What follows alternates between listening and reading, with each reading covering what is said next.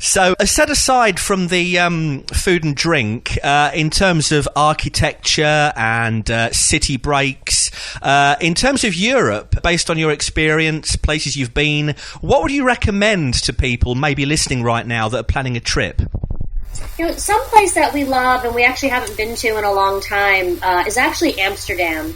Not for the traditional reasons that, people talk about with what kind of breaks you can do in Amsterdam, but because it actually it's such a stunning city. It's so beautiful with the canals and the architecture. It's a great city to just wander around in.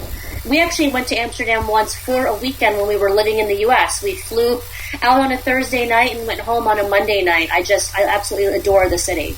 Yeah, it's full of culture as well. The number of times I've been to Amsterdam, the different quarters and districts it has. When you first go there, for example, I left the hotel, the train station, headed into the city centre, and I have to say I accidentally found the red light district, right? So accidentally. Then I crossed a bridge and all of a sudden I was in Chinatown, all these red lanterns hanging in the air and everything else, and it was so cultural. It was quite a pleasant shock. But then, of course, you get to experience the city and know where places are, and it really is a beautiful place to go, particularly the breathtaking canals and the scenery. And I know a couple of my friends have been to the tulip fields as well, which is still on my list of things to do. Being based here in Belgium, it's not far up the road.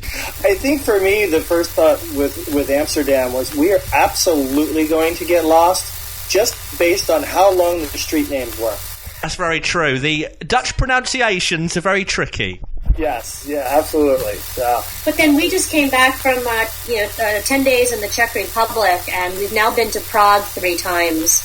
And I think it's one of the most beautiful cities as well in Europe. I mean, for a lot of that part of the world, it escaped World War II relatively unscathed. Yeah. It just has such beautiful traditional architecture. The buildings are all brightly painted, and you have this wonderful river and a beautiful big castle. And we were able to catch it actually on a couple stunningly beautiful, bright blue sky days, and it really is one of those great European cities.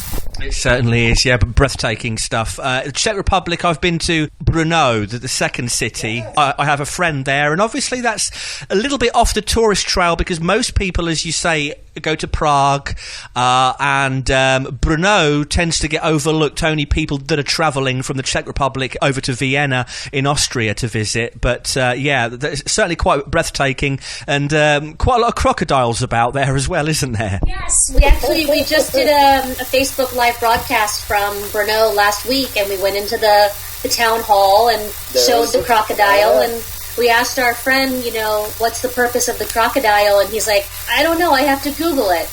It's the city mascot. Yeah. But you're absolutely right about Brno, and for most, especially let's say American or Canadian tourists, they're just going to go to Prague when Brno is right there.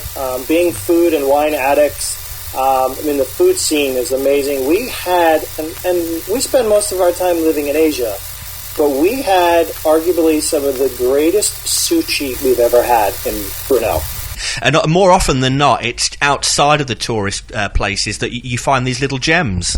Absolutely. Well, this was a Czech man who, after the fall of communism, he went to France, became a sommelier, fell in love with sushi, and said, you know what, my dream is to open a sushi restaurant one day. It took him 20 years, but the glow of pride in this man's face was absolutely invigorating. Wow, he got there in the end. And we seem to be talking about food again. I'm going to be drooling into the microphone very soon, I think. So, finally, tell us your experiences of Belgium, because I hear that yourself, Eric, you've not been or seen much of Belgium, but Amber has. Yeah. Yes, I've actually been to Brussels as well as Bruges during a study abroad program during my law school days it was in 2000. When Belgium hosted the Euros, that's when she was there. So that was Yeah, I was over in Luxembourg when that was happening, which is another place tends to get overlooked by tourists. Have you been to Luxembourg at all? I have, actually, on the same trip when I was in Brussels, we also spent, I think, 1 or 2 nights in Luxembourg, and it was beautiful, and I would have never thought to have gone there other than the fact that the study abroad took us through, and it was lovely sitting in the open squares, and I'll say eating and drinking, but, that seems to be the theme. So what would you say to people that are perhaps, thinking about doing the tourism thing, similar to what you guys do? Are there any words of wisdom or advice you can give? I think for us, the biggest thing is, everyone focuses, particularly as Eric said, from the U.S. and Canada, into coming over and doing the capitals and trying to do as many of them, as they can in one trip. And I just continue to think that we just find such great gems when you're looking at smaller areas. Like we've mentioned Emilia-Romagna, so going into Modena and Bologna instead of Rome, going to Brno instead of Prague.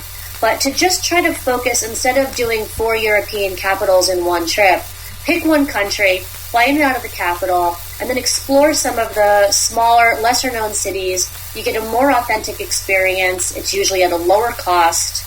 And you just have such a better time than focusing on the heart of the capitals and the tourist traps. Yeah, and then to sort of round off our theme here on food, I would tell people, listen, go to the tourist area, that's fine, but go 3 or 4 blocks in either direction off the tourist area and eat there.